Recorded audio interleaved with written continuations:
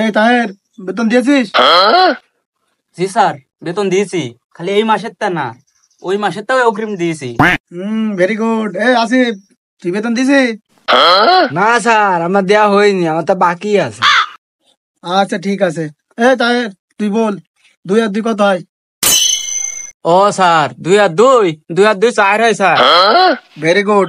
আসিফ তুই বল, 40, 49, 70 আর 100 কোটি কত হয়?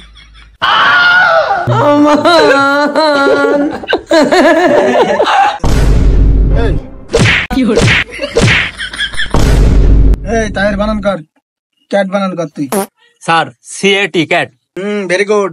আসিফ তুই বানান কর, স্কেটিং মডিফাই ইন্ডাস্ট্রিজ পক পক। বানান কর।